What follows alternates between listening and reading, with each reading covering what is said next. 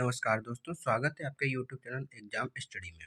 इस वीडियो में हम बात करेंगे मूल कर्तव्य के बारे में, जो पॉलिटी की यानी भारतीय संविधान के जो जो घटना चक्र की मैं भी करा रहा हूँ, तो उसमें से मैंने अभी तक जो है नीति से तत्व तक आपको करा दिया है। अगर वो सभी वीडियो आप लोगों ने नहीं देखे तो उनको देख लीजिए। उसी क्रम को आगे बढ़ाते हुए इस वीडियो में मूल कर्तव्य की बात करेंगे। विधिवत रूप से सबसे पहले मूल कर्तव्य के बारे में समझेंगे, उसके बाद उससे संबंधित जितने भी प्रश्न आए हुए हैं उन सब की बात हम इस वीडियो में करेंगे।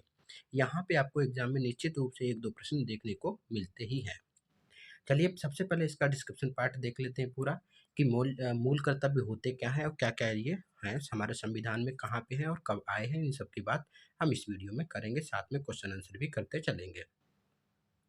सबसे पहले देखेंगे भारतीय संविधान। भारतीय संविधान में मूल कर्तव्य पूर्व सोवियत संघ के संविधान से लिए गए हैं। कहाँ से लिए गए हैं? तो पूर्व सोवियत संघ संविधान से लिए गए हैं। इन्हें स्वर्ण सिंह समिति की संस्तुति के आधार पर 42वां संविधान संशोधन 1976 द्वारा भाग 4 के तहत इनको जोड़ा गया। वर्तमान में भाग 4 का, जो कि अनुच्छेद 51 का के तहत मौलिक कर्तव्यों की संख्या कुल 11 है। तो कहाँ पे है मौलिक कर्तव्य? 4 का में है और अनुच्छेद 11 का में इनका विवरण दिया गया है, जिनकी संख्या वर्तमान में अभी 11 है। जबकि मूलतः इनकी संख्या 10 थी। जब इसका 42वां संविधान संशोधन हुआ था उसमें इनकी संख्या कितनी थी? 10 थी। लेकिन 11वां मूल कर्तव्य, जो कि 86वां संविधान संशोधन अधिनियम 2002 के द्वारा जोड़ा गया था। तो 86वां संविधान संशोधन जो कि 2002 में जोड़ा गया था, तब ये 11वां मूल कर्तव्य बन गया। नेक्स्ट देखते हैं कि मौलिक कर्तव्य को प्रभावी बनाने के लिए वर्ष 1999 में जे.एस. वर्मा समिति का गठन किया गया।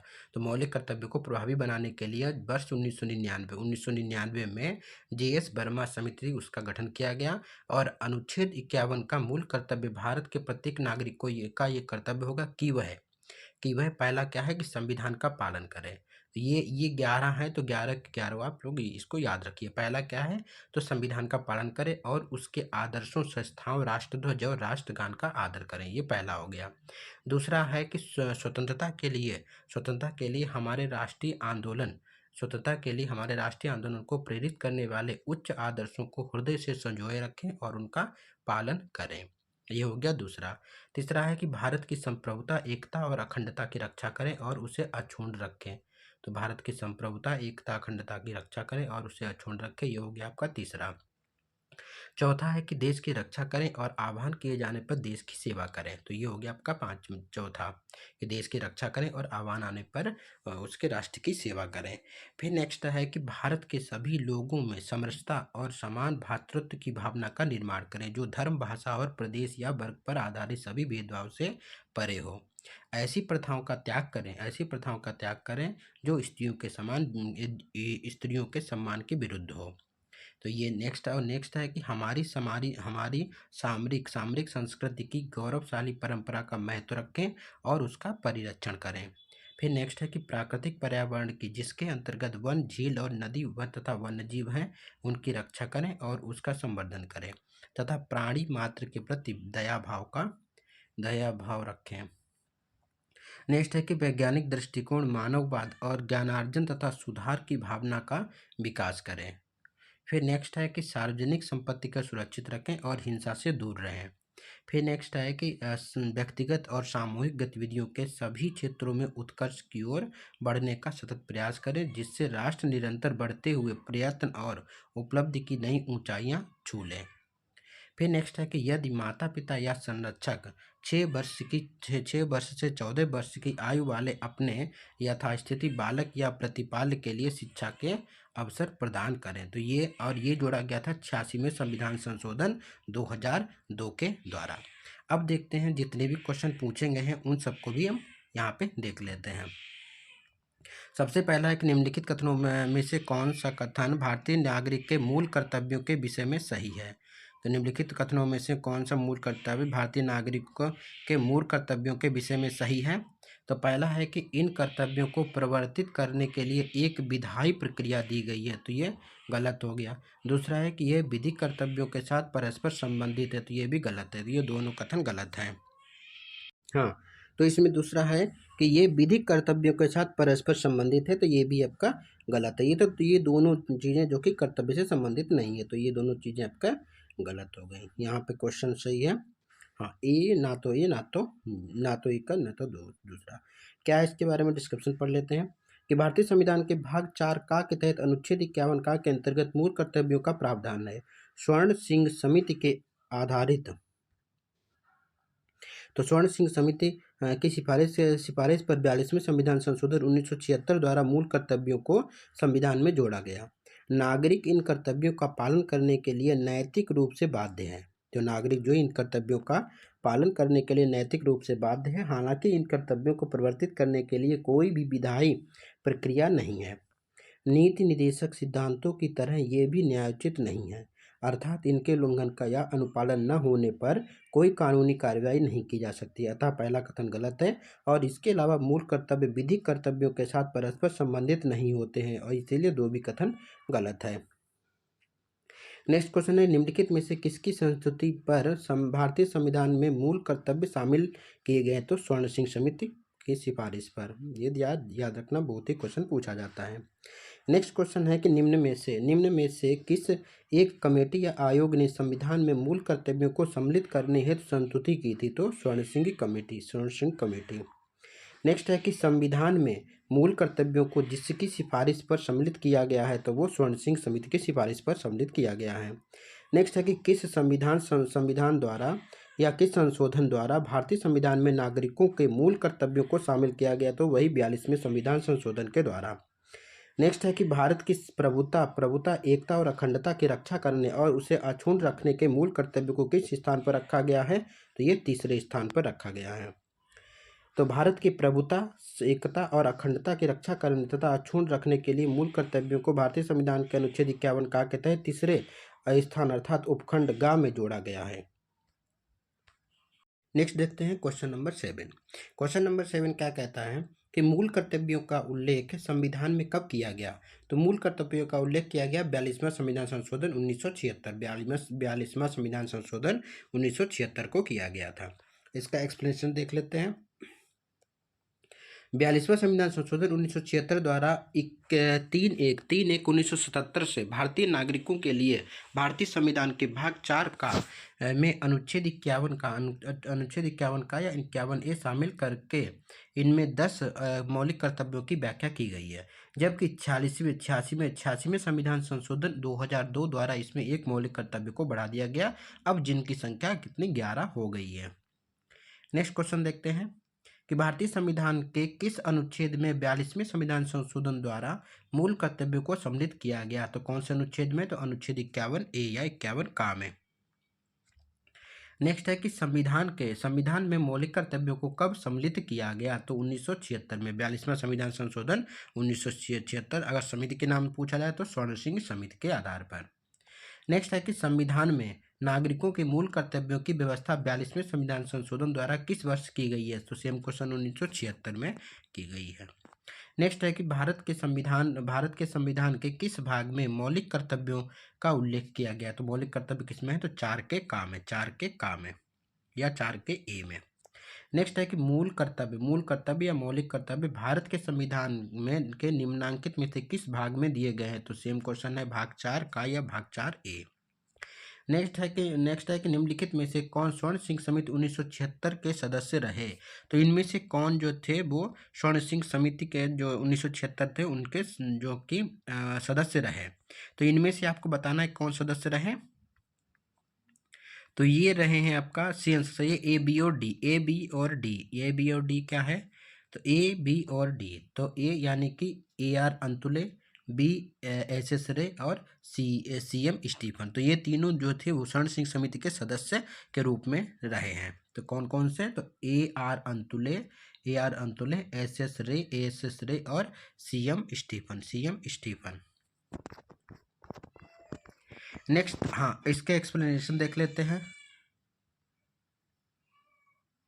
एक्सप्लेनेशन है कि वर्ष 1976 में संवैधानिक सुधारों पर अनुशंसा देने के लिए स्वर्ण सिंह समिति गठित की गई थी। स्वर्ण सिंह समिति की अनुशंसा के आधार पर लाए गए 42वें संविधान संशोधन अधिनियम 1976 द्वारा भाग 4 का और उसके तहत 51 का संविधान में जोड़ा गया था तथा संविधान में 10 मौलिक कर्तव्य शामिल किए गए हैं। वर्ष 2002 में 86वें संविधान संशोधन 2002 द्वारा एक नया मौलिक कर्तव्य 6 से 14 वर्ष आयु के बच्चों की शिक्षा से संबंधित था, उसको जोड़ा गया था। अतः अब मौलिक कर्तव्यों की संख्या 11 हो गई है। स्वर्ण सिंह समिति की अध्यक्ष सहित 12 सदस्य शामिल थे। तो स्वर्ण सिंह समिति में कितने लोग शामिल थे? तो अध्यक्ष सहित कुल 12 लोग शामिल थे। उपरोक्त दिए गए AR अंतुले और SS रे तथा CM स्टीफन ये सभी समिति के सदस्य के रूप में इन्होंने काम किया।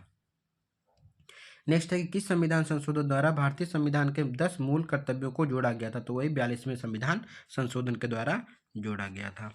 नेक्स्ट है कि भारत के नागरिकों के मूल कर्तव्यों का विवरण संविधान के किस भाग में दिया गया है? तो वही 4 के का में या 4 के ए में कह सकते हैं, 4 का या 4 का ए।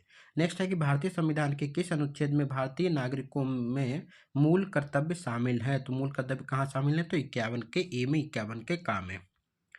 नेक्स्ट है कि 42वें संविधान संशोधन के 10 आचार आदेशों को किस नाम से जाना जाता है? तो मौलिक कर्तव्य जाना जाता है। तो 42वें संविधान संशोधन के 10 आचार आदेशों को किस नाम से जाना जाता है? तो मौलिक कर्तव्य के नाम से जाना जाता है। नेक्स्ट है कि निम्नलिखित में से कौन सा एक संवैधानिक संशोधन मौलिक कर्तव्यों से संबंधित है? तो मौलिक कर्तव्य से क्या संबंधित है? तो 42वां संविधान संशोधन, 42वां संविधान संशोधन। नेक्स्ट है कि भारत के संविधान में मौलिक कर्तव्य किस संविधान संशोधन द्वारा जोड़ा गया? तो भारत के संविधान में मौलिक कर्तव्य किस संविधान संशोधन के द्वारा जोड़ा गया? तो 42वां संविधान संशोधन 1976 के द्वारा। नेक्स्ट है कि 42वें संविधान संशोधन अधिनियम 1976 से भारतीय संविधान में एक नया अध्याय जोड़ा गया। तो 42वें संविधान संशोधन अधिनियम 1976 में किस जोड़ा गया? तो मौलिक कर्तव्य को जोड़ा गया। सेम क्वेश्चन है, बस घुमा फिरा के एक ही क्वेश्चन पूछा जा रहा है, तो इसलिए क्वेश्चन पर ध्यान दीजिए। इस प्रकार से क्वेश्चन आपको एग्जाम में देखने को मिल सकते हैं। नेक्स्ट है कि मौलिक कर्तव्यों से संबंधित निम्नलिखित में से कौन सा कथन सही नहीं है? यहाँ पे बताना है कि सही नहीं है, तो कौन सा कथन गलत है मौलिक कर्तव्य से? पहला है कि उन्हें परमादेश द्वारा प्रभावी बनाया जा सकता है। दूसरा है कि उन्हें संवैधानिक प्रक्रिया से ही बढ़ाया जा सकता है। तीसरा है कि अस्पष्ट विधियों की व्याख्या के लिए उनका उपयोग किया जा सकता है।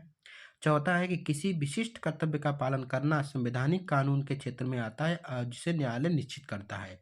तो इनमें से पहला ही गलत है, उन्हें परमादेश द्वारा प्रभावी बनाया जा सकता है, तो ये आपका गलत हो गया। एक्सप्लेनेशन देख लेते हैं कि मौलिक कर्तव्यों को परमादेश द्वारा प्रभावी नहीं बनाया जा सकता है। परमादेश एक रिट है जिसे न्यायालय मूल अधिकार का उल्लंघन होने पर जारी करता है। मौलिक कर्तव्य लोगों पर नैतिक जिम्मेदारी आरोपित करते हैं। प्रशासन इसके लिए जिम्मेदार नहीं हो सकता है, जबकि रिटें प्रशासनिक अधिकारी के विरुद्ध जारी की जाती हैं। नेक्स्ट क्वेश्चन देखते हैं कि भारतीय संविधान के अंतर्गत निम्नलिखित में से कौन सा मौलिक कर्तव्य नहीं है? तो मौलिक कर्तव्य नहीं है कौन सा? पहला है कि आम चुनाव का मतदान, तो ये मौलिक कर्तव्य नहीं है। वैज्ञानिक दृष्टिकोण मौलिक कर्तव्य हो गया। सार्वजनिक संपत्ति की सुरक्षा मौलिक कर्तव्य हो गया। और संविधान का पालन करना, इनके आदर्शों का सम्मान, तो ये भी मौलिक कर्तव्य के अंतर्गत आता है। अब यहाँ पे देख लेते हैं कि विस्तृत रूप से पूरा एक मौलिक कर्तव्य के बारे में यहाँ पे दिया हुआ है, तो यहाँ पे आपको स्पष्ट हो जाएगा। मूल रूप से हमारे संविधान में मौलिक कर्तव्यों का वर्णन नहीं है। हमारे संविधान में मौलिक कर्तव्यों की अवधारणा तत्कालीन सोवियत संघ से ली गई है। नागरिकों के मौलिक कर्तव्य संविधान में वर्ष 1976 में 42वें संविधान संशोधन 3/1/1977 से जोड़े गए। इसके तहत भारतीय संविधान में भाग 4A या 4 का तथा अनुच्छेद 51A या 51 का जोड़ा गया, जिसमें मूलतः नागरिकों के लिए 10 मौलिक कर्तव्य थे, परंतु 2002 में 86वें संविधान संशोधन 1/4/2010 से प्रभावी हुआ, इसको जोड़ा गया था। और कर्तव्यों की संख्या 1 वृद्धि करके 10 से अब 11 हो गई।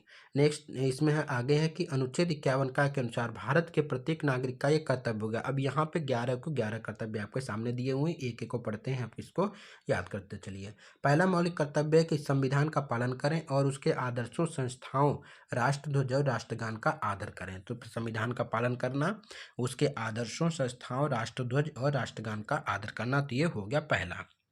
दूसरा है कि स्वतंत्रता के लिए हमारे राष्ट्रीय आंदोलनों को प्रेरित करने वाले उच्च आदर्शों को हृदय से संजोए रखें और उनका पालन करें, ये हो गया दूसरा। तीसरा है कि भारत की संप्रभुता, एकता और अखंडता अखंडता की रक्षा करें और उसे अक्षुण्ण बनाए रखें। तो ये हो गया आपका तीसरा, कौन सा?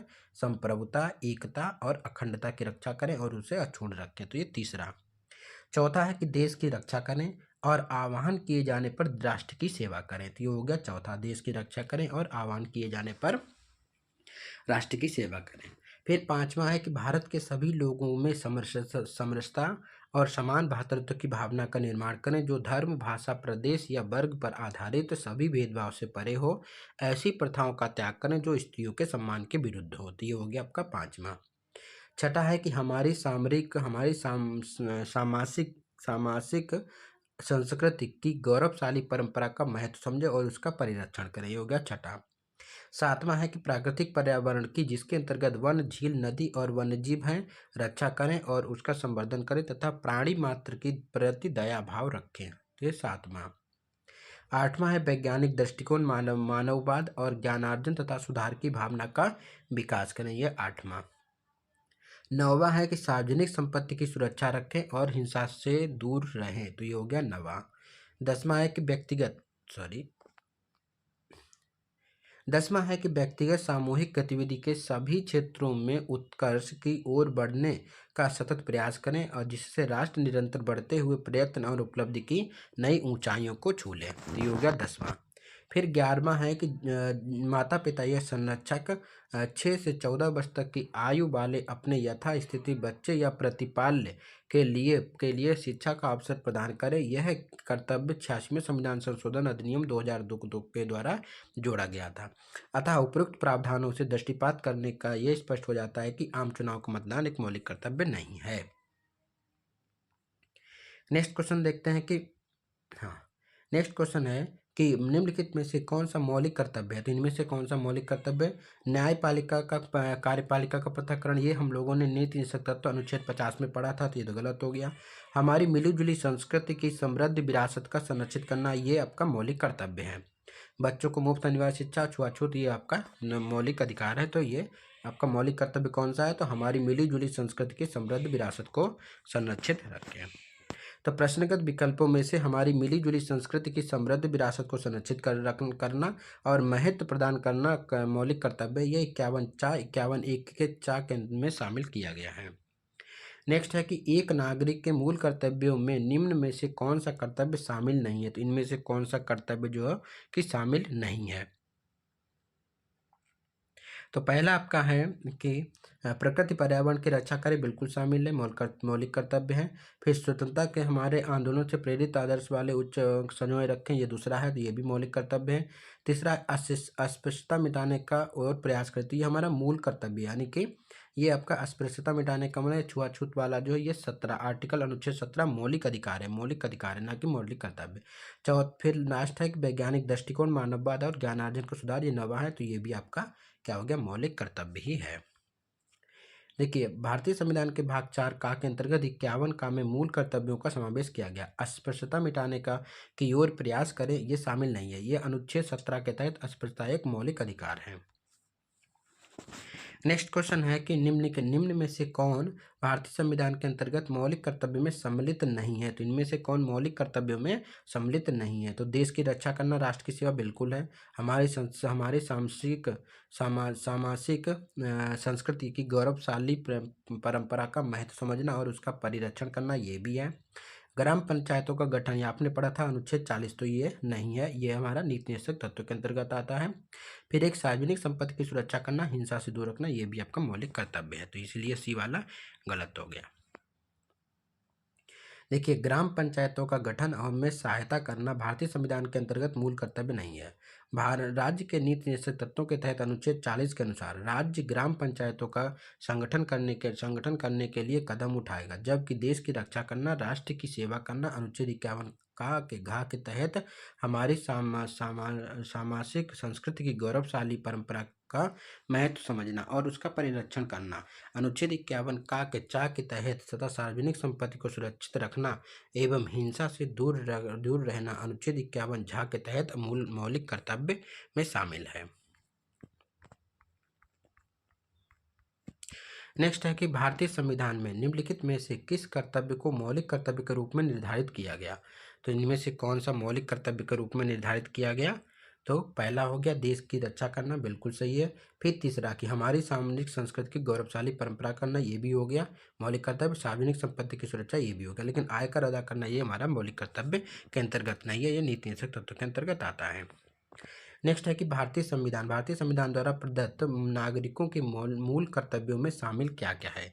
तो इनमें से क्या क्या मूल कर्तव्यों में शामिल है? तो ये पहला हो गया मिश्रित संस्कृति की रक्षा करना, बिल्कुल सही, मिश्रित संस्कृति की रक्षा करना, ये पहला। फिर सामाजिक अन्याय को कमजोर वर्गों की रक्षा, ये आपका हो गया एसटी, ये आपका मौलिक कर्तव्य नहीं है, नीति तत्व है पहला। तीसरा है वैज्ञानिक मनोदशा और खोज की भावना का विकास करना, ये मौलिक कर्तव्य है। फिर है व्यक्तिगत और सामूहिक कार्यकलापों के सभी क्षेत्रों में उत्कृष्टता के लिए प्रयत्न करना, तो ये भी आपका मौलिक कर्तव्य। सी आंसर से 1, 3 और 4। सामाजिक अन्याय से कमजोर वर्गों की रक्षा करना मूल कर्तव्य में शामिल नहीं है, जबकि अन्य तीनों मूल कर्तव्य में शामिल है। नेक्स्ट है कि निम्न में से किस एक का संरक्षण भारतीय नागरिकों के मूल कर्तव्य है? तो कौन सा है?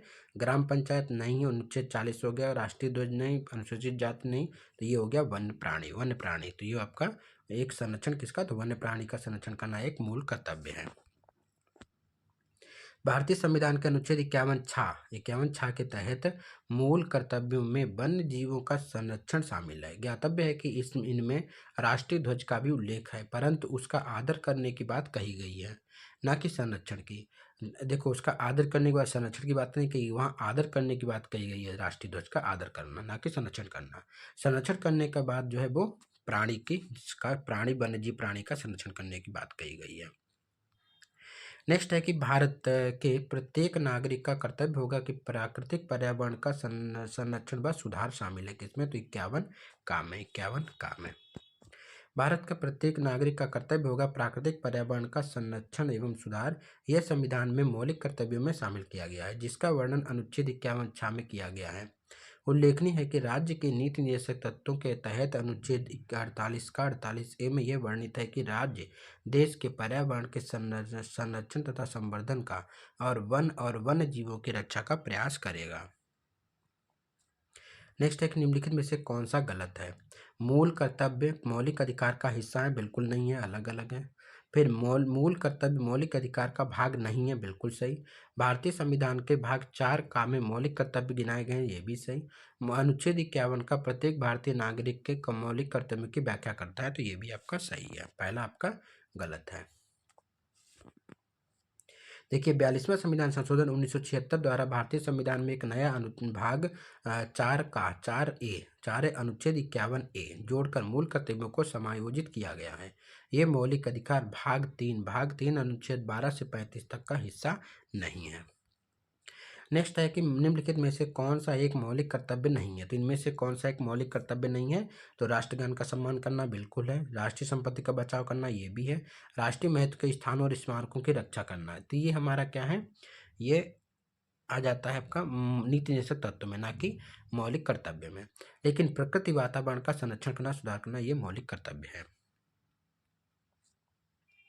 राष्ट्रीय महत्व के स्थानों और स्मारकों की रक्षा करना संविधान के 51 का के तहत मौलिक कर्तव्यों में सम्मिलित नहीं है, जबकि अन्य तीनों सम्मिलित है। राष्ट्रीय महत्व के स्मारकों, स्थानों, वस्तुओं का संरक्षण करना यह अनुच्छेद 49 के तहत नीति निषेध तत्व के तहत में शामिल है। नेक्स्ट है कि निम्नलिखित में से कौन सा तत्व भारतीय संविधान के भाग 4 का या 4A में मूल कर्तव्य में वर्णित नहीं है? तो पहला है आदर करना, बिल्कुल है। भारत के सभी लोगों को भाईचारे का विकास करना, तो ये भी है।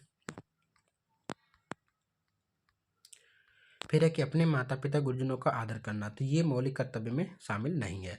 और हमारी समग्र संस्कृति की मूल्यवान धरोहर की रक्षा करना, ये भी आपका मौलिक कर्तव्य है। भारतीय संविधान के भाग 4A या 4 का मूल कर्तव्य है, ये 11 मूल कर्तव्यों का उल्लेख करता है। इसमें अपने माता पिता गुरुजनों का आदर करना उल्लेख नहीं है। नेक्स्ट है कि भारतीय संविधान के अंतर्गत निम्नलिखित में से कौन सा मूल कर्तव्य नहीं है? तो इनमें से कौन सा मूल कर्तव्य नहीं है? लोक चुनाव में मतदान करना, वैज्ञानिक प्रवृत्ति विकसित करना, सार्वजनिक संपत्ति की सुरक्षा करना और संविधान के प्रति निष्ठावान रहना, आदर्शों का सम्मान करना, ये सभी है। लेकिन लोक चुनाव में मतदान करना ये कोई भी मौलिक कर्तव्य नहीं है। लोक चुनाव में मतदान करना भारतीय संविधान के अंतर्गत मूल कर्तव्य नहीं है। वैज्ञानिक प्रवृत्ति विकसित करना 51 का के जा के अंतर्गत आता है और सार्वजनिक संपत्ति की सुरक्षा करना 51 का के झा के अंतर्गत आता है तथा संविधान के प्रति निष्ठावान रहना तथा उसके आदर्शों का सम्मान करना 51 का के अंतर्गत मूल कर्तव्य में शामिल है। नेक्स्ट आपको मिलाना है कि कौन सा भाग किससे संबंधित नहीं है। इसमें बोला है कौन सा सुमिलित नहीं है। भाग 2 नागरिकता बिल्कुल सही है। भाग 3 मूल अधिकार सही है। भाग 4 राज्य के नीति निषेधक तत्व ये भी सही है। भाग 5 मूल कर्तव्य ये गलत है क्योंकि भाग 4 का में या भाग 4 ए में मूल कर्तव्य ना कि 5 में। 42वें संविधान संशोधन द्वारा संविधान के भाग 4 के पश्चात एक नया भाग 4A जोड़कर नागरिकों के मूल कर्तव्यों को समाविष्ट किया गया है। नेक्स्ट है कि भारत की प्रभुता, एकता और अखंडता की रक्षा करें और उसे अक्षुण्ण रखें। ये उपबंध किसमें है? तो ये मूल कर्तव्य में है। ये किसमें? तो मूल कर्तव्य में। भारत की प्रभुता, एकता और अखंडता की रक्षा करें और उसे अक्षुण्ण रखें। यह उपबंध भारतीय संविधान के भाग 4A या अनुच्छेद 51 का के तहत मूल कर्तव्य में शामिल किया गया है। स्वर्ण सिंह समिति की अनुशंसा पर 42वें संविधान संशोधन अधिनियम 1976 द्वारा भाग 4 का के तहत अनुच्छेद 51 का के अंतर्गत मूल कर्तव्य को जोड़ा गया है। इनकी कुल संख्या कितनी? 10 थी और 86वें संविधान संशोधन 2002 द्वारा 6 से 14 वर्ष की आयु तक के बच्चों को शिक्षा का अवसर प्रदान करना प्रत्येक माता पिता का कर्तव्य निर्धारित है। इस प्रकार मूल कर्तव्य कितने हो गए? 11। नेक्स्ट है कि भारतीय संविधान में कितने मौलिक कर्तव्य हैं? तो भारतीय संविधान में वर्तमान में 11 मौलिक कर्तव्य हैं। नेक्स्ट है कि 37 नंबर क्वेश्चन बोल रहा है कि कौन सा विषय और संविधान संशोधन अनुच्छेद से भारतीय संविधान के अनुच्छेद से संबंधित है। पहला है कि अंतर्राष्ट्रीय विधि के प्रति आदर करना। तो ये कौन सा है? तो ये हो गया आपका विधि के तहत करना। तो ये आपका हो गया 51 का झा। 1 मिनट देख लेते हैं इसमें। हाँ, तो ये आपका हो गया विधि के तहत आदर करना। ये 51 गा के अंतर्गत आता है। अनुच्छेद 51 गा में अंतर्राष्ट्रीय विधि के प्रति आदर को बढ़ाना। फिर है कि प्राणी की दया और भाव रखना। प्राणी दया भाव रखना ये अनुच्छेद 51 के का के झा के अंतर्गत आता है। झा के अंतर्गत आता है प्राणी दया का भाव स्पष्ट करना। फिर है ज्ञानार्जन और सुधार की भावना का विकास करना। ये आ जाता है अनुच्छेद 51 के जा में। 51 के का के जा में आ जाता है क्या? कि ज्ञानार्जन और सुधार की भावना का विकास करना। फिर है कि राज्य की लोक सेवाओं में न्यायपालिका का कार्य का पृथक करना। तो ये अनुच्छेद 50 के अंतर्गत आता है अनुच्छेद 50 के, इसीलिए इसका आपका हो जाएगा बी आंसर सही हो जाएगा। बी सही हो जाएगा। इसका एक्सप्लेनेशन ऐसा ही है, तो देख लेते हैं कि अंतर्राष्ट्रीय विधि के प्रति आदर रखना 51 गा के अंतर्गत आता है। 51 का के गा के अंतर्गत आता है। फिर है कि प्राणियों का दया भाव रखना। तो 51 का के छा के अंतर्गत आता है। ज्ञानार्जन और सुधार की भावना का विकास करना 51 का के जा के अंतर्गत आता है। राज्य की लोक सेवाओं में न्यायपालिका को पृथक कार्यपालिका से पृथक करना 50 के अंतर्गत आता है। तो इस प्रकार से इस वीडियो में मैंने पूर्ण तरीके से आपको मौलिक कर्तव्य के बारे में एक पूरा वीडियो बना है, ये मौलिक कर्तव्य के। और इसी प्रकार से हम आगे आने वाली वीडियो में भी, जैसे कि राष्ट्रपति है तो राष्ट्रपति का भी वीडियो हम लाएंगे और अंत ऐसे आगे बढ़ते जल्दी से हम पॉलिटी को ख़त्म कर देंगे जल्दी। और इसके बाद हम लाएंगे आपका घटना चक्र का हिस्ट्री का, इतिहास का लाएंगे फिर। ठीक है, तो हम अब एक दिन में आपको 2 वीडियो मिल सकते हैं। करंट अफेयर भी स्टार्ट हो गए, करंट अफेयर को भी हम जल्द ही आपको वीडियो मिल जाएगा। करंट अफेयर इस पीढ़ी का मैं यहाँ से प्रारंभ करूँगा। ठीक है, तो नेक्स्ट वीडियो में हम बात करेंगे राष्ट्रपति की। राष्ट्रपति से संबंधित जितने भी तथ्य हैं, जितने भी क्वेश्चन आ सकते हैं, उन सब की बात हम नेक्स्ट वीडियो में करेंगे। अगर आप चैनल पर नए हैं तो चैनल को सब्सक्राइब कर लीजिए, और अगर आप वीडियो अच्छा लगा तो वीडियो को लाइक करें, शेयर करें। अगर आपका कोई सुझाव हो कमेंट बॉक्स में सुझाव दें। मिलते हैं नेक्स्ट वीडियो में, तब तक के लिए धन्यवाद, नमस्कार।